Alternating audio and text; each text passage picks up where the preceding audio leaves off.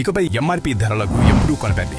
ఇండియాలోనే మొట్టమొదటిసారి మన ఒంగోలులో ఎల్ స్మార్ట్ మీకోసం తెస్తుంది WSP హోల్సేల్ సెల్లింగ్ ప్రైస్. సాధారణంగా ఒక వస్తువు మ్యానుఫ్యాక్చరర్ నుండి మొదలై వివిధ మధ్యవర్తుల ద్వారా కస్టమర్ కు ఎంఆర్పీ ధరకు లభిస్తుంది. ఎల్ స్మార్ట్ మధ్యవర్తులందరినీ తొలగించి మ్యానుఫ్యాక్చరర్ నుండి డైరెక్ట్ గా హోల్సేల్ ధరకే కస్టమర్ కు అందిస్తుంది. ఎంఆర్పీ భయం లేదు, డిస్కౌంట్ పొరపు చింతే లేదు. Only wholesale price.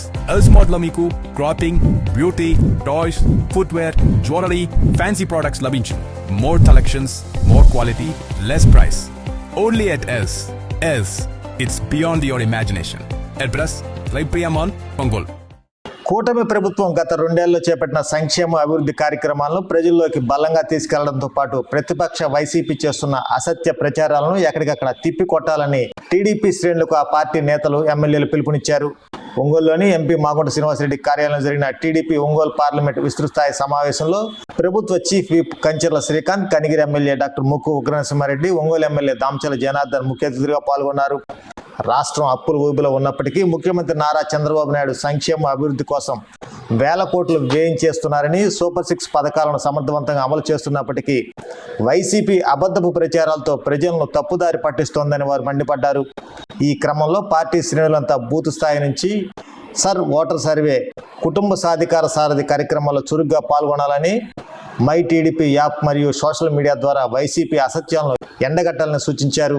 చిన్న చిన్న పొరపాట్లను సర్దుకొని అందరూ ఐక్యంగా పనిచేసి రాబోయే పంచాయతీ, మున్సిపల్ ఎన్నికల్లో పార్టీ విజయమే లక్ష్యంగా కష్టపడాలని నేతలు పిలుపునిచ్చారు.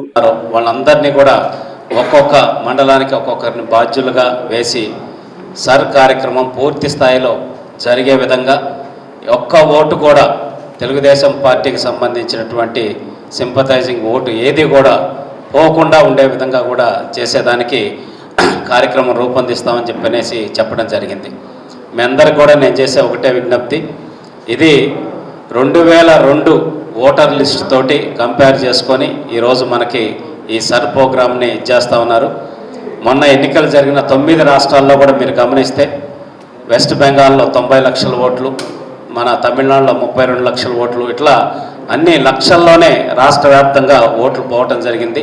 చాలామంది కోర్టుకు వేయటం ఇవన్నీ చేసినా కూడా వాటితో కోర్టు జోక్యం చేసుకోకుండా ఎన్నికలు అనేది కూడా జరిగిపోవటం జరిగింది.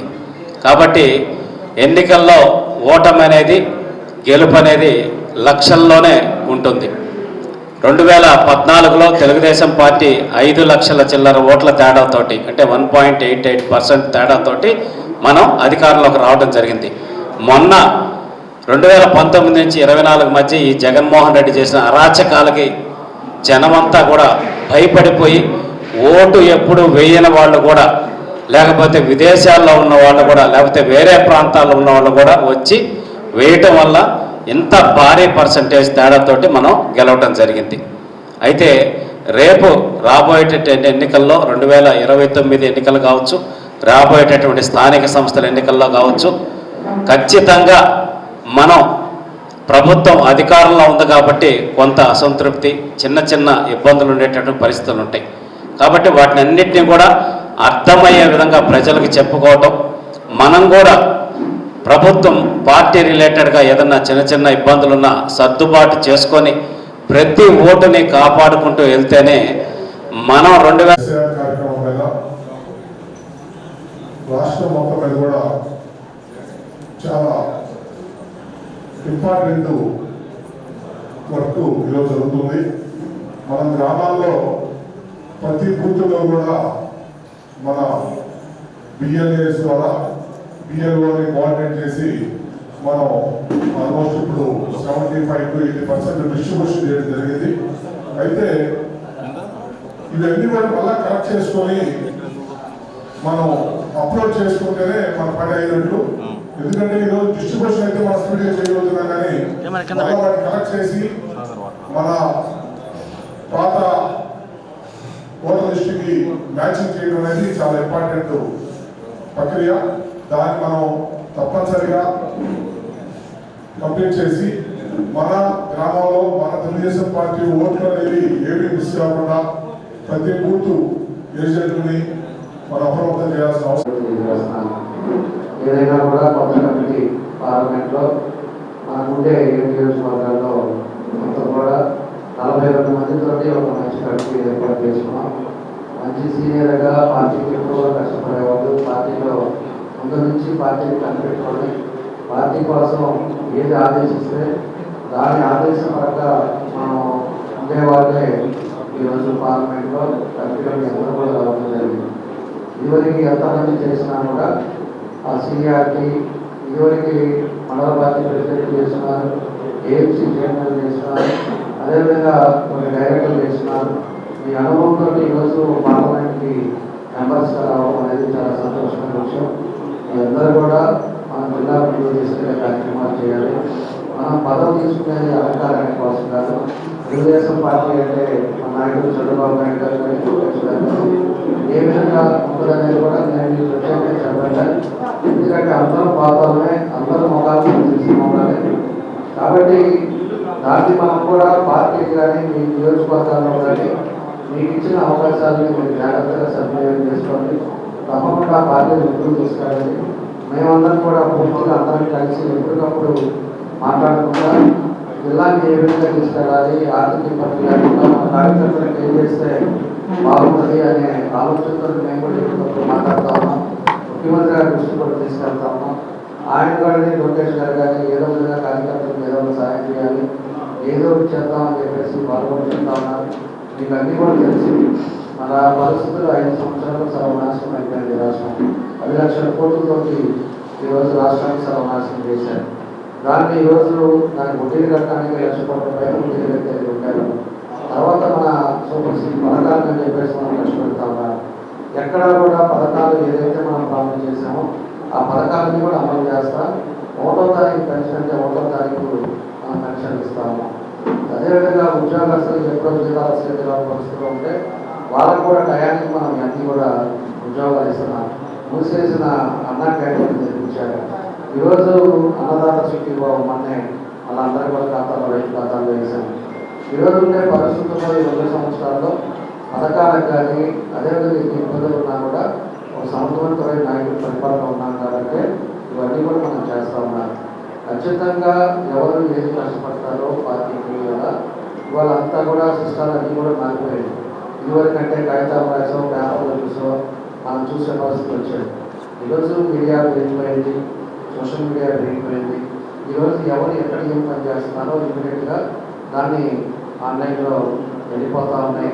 మీరు చేసే కార్యక్రమాలు కూడా రికార్డ్ అవుతూ ఉన్నాయి.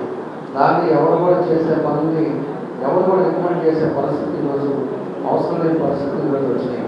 ఎందుకంటే వ్యవస్థ ఆ విధంగా టెక్నాలజీ ఆ విధంగా పెరిగిన తర్వాత ఈరోజు వ్యవస్థ ఆ విధంగా వచ్చింది. ఎవరు పార్టీ కష్టపడుతున్నారు, ఎవరికి ఏం చేస్తారు అనేది మేము ఆడపోయి ఎవరన్నా పలానోడు నాడు అది ఏదైనా చేయాలంటే మొత్తం డేటా వాళ్ళు చేసే పరిస్థితులు ఈరోజు ఉన్నాయి. కాబట్టి అలాంటివన్నీ ఉన్నాయి. మీరు కూడా కష్టపడి మన పార్టీకి చేయండి. ఈ నియోజకవర్గ పరిధిలో కూడా పార్టీ ఏదైతే మనకి వాళ్ళందరూ ఇస్తున్నారో దాని అజెండాని ఖచ్చితంగా అమలుపరచండి. ఈ నియోజకవర్గాలలో అందరూ కూడా మేము కలిసి ఆయన ఒకరా అన్ని తిరగకపోయినా కూడా మీరుండే ఆ నియోజకవర్గాల్లో ముందుకు తీసుకెళ్ళే కార్యక్రమాలు చేయండి. ఆయన డైరెక్షన్లో ఆయన అందులో ఆయన గురించి నేను పెద్దగా చెప్పాల్సిన అవసరంగా ఆయన మామూలు ముద్ర కాదు, పెద్ద ముద్ర. ఆ ముద్ర గ్యారంటీగా మీరు ఏం జరుగుతున్నాడో కూడా అబ్జర్వ్ చేస్తూ ఉంటాడు. ఏ నియోజకవర్గంలో ఏడన్నాడు ఏం చేస్తున్నాడో కూడా అన్నీ కూడా చూస్తూ ఉంటాను. కాబట్టి అలాంటి కాబట్టే ఈసారి ఆయన అధ్యక్షుడిగా మన ముఖ్యమంత్రి గారు పెట్టడం జరిగింది. కాబట్టి ఆయన దాంట్లో ముఖ్యమంత్రి గారు అన్ని నియోజకవర్గాలు లోకల్ బాడీ ఎలక్షన్స్లో కూడా అన్నీ గెలవాలి. మనం మున్సిపాలిటీ గెలవాలి, కార్పొరేషన్ గెలవాలి, పంచాయతీలు గెలవాలి, ఎంపీటీసీలు గెలవాలి.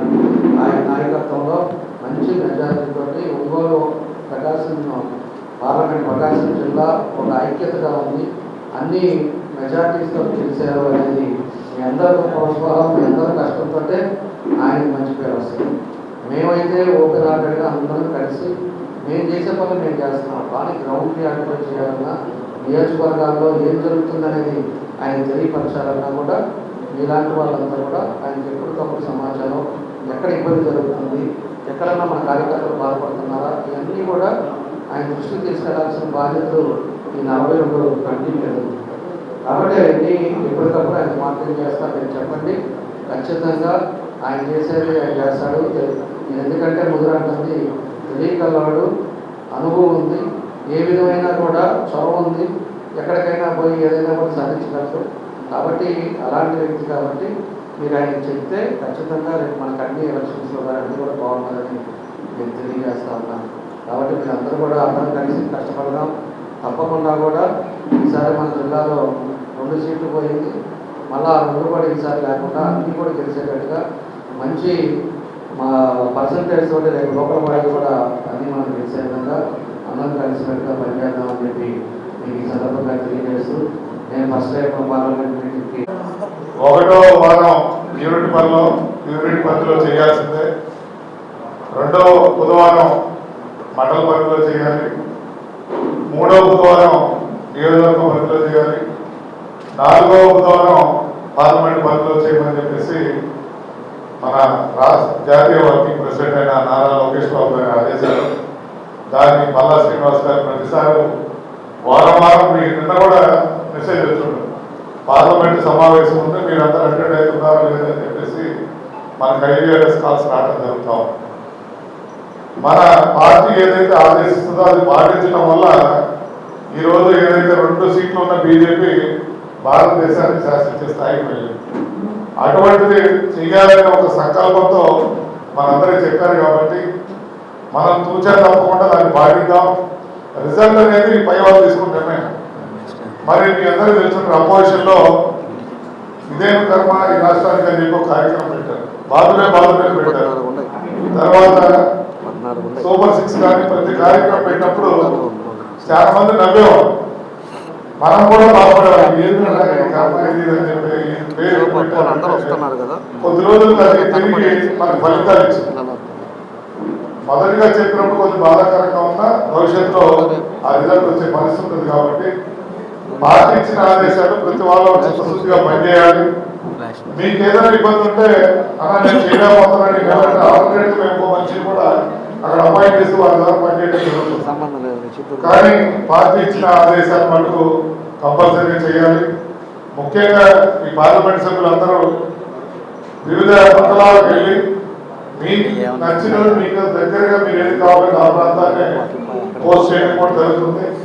మీరు అక్కడికి వెళ్ళి మండల అధ్యక్షుల మీద పెత్తనం చేయడానికి కాదు, వారికి తోడుగా ఉండి మనం బాగోగులు ఎట్లా జరుగుతుంది, దాన్ని ఏ విధంగా చేసుకోవాలి, వారు ఏదైనా సమస్య ఇక్కడ తెచ్చుకోలేకపోతే మనం ఎమ్మెల్యేల దృష్టికి కానీ మినిస్టర్లు కానీ దానికి పార్టీ దృష్టికి తీసుకెళ్ళి కార్యక్రమం చేయాలి తప్ప అక్కడికి వెళ్ళి మేము అబ్జర్వర్స్ మేము పెత్తనం చేస్తామనే విధంగా వారికి ఇంకొక మనం సపోర్ట్గా ఉండే విధంగా పనిచేయాలని చెప్తూ కుటుంబ సాధికార సభ్యుల సిస్టాన్ని అయితే కంపల్సరీగా ప్రతి వాళ్ళు కొంతమంది మన అడవుల్లో కొన్ని తప్పులు చేసి ఎక్కించున్నారు. ఇప్పుడు మనకి జిల్లాకి మన జాతీయ అధ్యక్షుడు నారా లోకేష్ గారు అడగడం జరిగింది, ఏమైనా చేంజెస్ ఉంటే ఇమీడియట్ చేసుకుందామని కూడా వారు పర్మిషన్ ఇవ్వడం జరిగింది. కాబట్టి కుటుంబ అంటే ప్రతి పేరుకి ఒక మన కార్యకర్తలు పెట్టుకోవడం జరిగింది. ఎందుకంటే రేపు స్థానిక సంస్థలో ఇది చాలా ముఖ్యమైన కార్యక్రమం. స్థానిక సంస్థలో మీద కుటుంబ సాధికార సభ్యుడు ఉన్న బూత్ 100% ఓడిపోయింది. కారణం ఏంటంటే ఆ 60 ఓట్లకు ఆ వ్యక్తి వెళ్ళి ఓట్లు బదిలీలాడి ఓటు మార్చుకునే దానికి ప్రయత్నం చేయడం వల్ల డెఫినెట్గా రిజల్ట్ వస్తుంది. అసలు ఎమ్మెల్యే ఎలక్షన్లకి అయితే 100% రిజల్ట్ వస్తుంది. ఎందుకంటే ఎక్కడ లేని కొన్ని రాష్ట్రాలు ఈరోజు వెస్ట్ బెంగాల్లో బీజేపీకి మినిమం పర్సంటేజ్ ఓట్స్ కూడా లేని పరిస్థితిలో ఈరోజు రాష్ట్రంలో గవర్నమెంట్ వసూలు చేసుకునే పరిస్థితి వచ్చింది. కాబట్టి దాని మీద చేస్తూ మరి ముఖ్యంగా ఈ స్పెషల్ ఇంటెలిజెన్స్ రీసర్వే ఏదైతే వాటిని మనం ఈరోజు పోగొట్టుకున్నామంటే స్థానిక సంస్థలో నా పంచాయతీ 40 ఓట్లతో మేము గెలిచిన పోషన్, అవతల పార్టీ కూడా మన 50 ఓట్లు ఎత్తేసాక మన పంచాయతీ గెలిచిన పరిస్థితి ఉంది. కాబట్టి ప్రతి వాళ్ళు మానిటర్ చేసి మన బిఎల్ఓస్ కానీ బిఎల్ఏలు బూత్ లెవెల్ అసిస్టెంట్స్ ఎవరైతే ఉన్నారో బిఎల్ఓతో వెళ్ళి ఈ 15 రోజుల మీద మనం పనిచేయకపోతే తర్వాత పనిచేయడానికి మనకు అవకాశం ఉంటుంది. తర్వాత లిస్ట్ అయిపోతే మళ్ళీ కొత్త ఓట్లు నేర్చుకోవాలంటే ఎక్కడెక్కడ ఉంటారు. కాబట్టి దయచేసి సర్ మీద ఏదైతే కార్యక్రమం ఇచ్చారో మన డిస్ట్రిబ్యూషన్ అయితే దాదాపు మంచి ఫలితాలు ఇచ్చాయి, కానీ అవి రీసబ్మిట్ చేయాలి. మళ్ళీ 2 ఫోటోలు ఇవ్వాలి, అగ్రీడ్ ఫార్మ్స్ కూడా మనం కన్ఫర్మ్ చేయాల్సిన పరిస్థితి.